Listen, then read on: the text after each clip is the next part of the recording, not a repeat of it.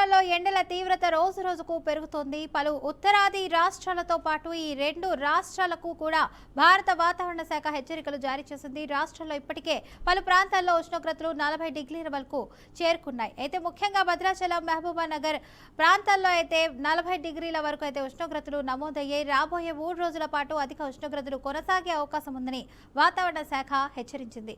అయితే ఈ నేపథ్యంలో మధ్యాహ్నం 12 గంటల నుంచి 3 గంటల వరకు అత్యవసరమైతే తప్ప బయటకు రావద్దని అధికారులు సూచిస్తున్నారు. తీవ్ర ఎండల కారణంగా ప్రజలు తగిన జాగ్రత్తలు తీసుకోవాలని, ఎక్కువగా నీరు, మజ్జిగ, నిమ్మరసం వంటి ద్రవాలను తీసుకోవాలని సూచించారు. వచ్చే 3 రోజులు ఎండ ముప్పు ఉండే అవకాశం ఉందని అధికారులు హెచ్చరిస్తున్నారు. రెడ్డిగా ఇదే అంశానికి సంబంధించి పూర్తి సమాచారాన్ని మా బీఆర్కే ప్రతినిధి బస్వరాజ్ అందిస్తారు. బస్వరాజ్, చెప్పండి, ఏపీ, తెలంగాణ రాష్ట్రాల్లో ఎండల తీవ్రత రోజు రోజుకు పెరుగుతుందని వాతావరణ శాఖ హెచ్చరికలు జారీ చేస్తుంది. దీనికి సంబంధించిన అప్డేట్స్ ఏంటి? ఫాతిమా, రెండు తెలుగు రాష్ట్రాల్లో సూర్యభగవానుడు అయితే బగబగ మండిపోతున్నాడు.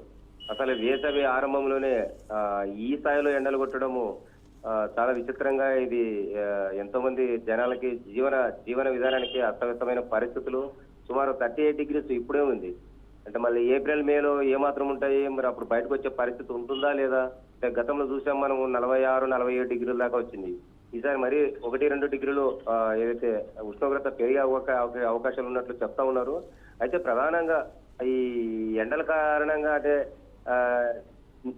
దినదిన కూలీలు చేసుకునే కూలీలు కావచ్చు, లేదా కార్యాలయాలకు వెళ్లే ఉద్యోగస్తులు కావచ్చు, లేదా పాఠశాలలకు వెళ్లే పిల్లలు కావచ్చు, చాలా ఇబ్బందులు పడుతున్న పరిస్థితి. 11 గంటకే ఎండ, మోస్తారు ఎండ పెరిగిపోతూ ఉంది. సాయంత్రం 4 దాకా 5 వరకు కూడా ఆ ఎండ అలానే ఉంటా ఉంది. మరి ఇంత ఎండలో ఏదైతే ఉపశమనం కోసం జనం అయితే కూడా విధులు చేయక తప్పదు కాబట్టి, కార్యకలాపాలు నిర్వహించుకోవాలి కాబట్టి, అంటే టెంకాయపాలు కావచ్చు, లేదా పుచ్చకాయలు కావచ్చు, ఇలా డ్రింక్స్ తీసుకొని కొంత ఉపశమనం పొందాలని చెప్తా ఉన్నారు. వైద్యులు కూడా సూచిస్తూ ఉన్నారు. ఒకవేళ అంటే వృద్ధులు కావచ్చు, పిల్లలు కావచ్చు, అత్యవసరం అనుకుంటే తప్ప బయటికి రారాదు. ఎందుకంటే వడదెబ్బ కొట్టే అవకాశాలు ఉన్నాయి, ఎక్కువగా ఉన్నాయి. సో అనవసరంగా తిరగరాదని కూడా సూచిస్తున్నారు. బట్ ఏదైతేనే ఈ ఎండలు పెరగడం వల్ల అంటే ప్రధానంగా కర్నూలు సరౌండింగ్ అంతా కూడా, అంటే ఎప్పటి నుంచో కర్నూలులో ప్రతి సంవత్సరం కూడా ఎండలు భారీగానే ఉంటాయి.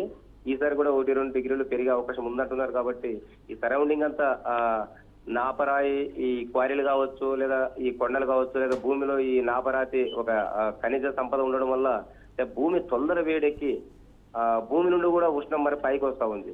అంటే పైనేమో సూర్యభగవానుడు, కింద భూమి వేడకం, ఈ రెండు తాపం పెరిగిపోవడంతో మనుషుల జనాలైతే విలవిలలాడుతున్నారు.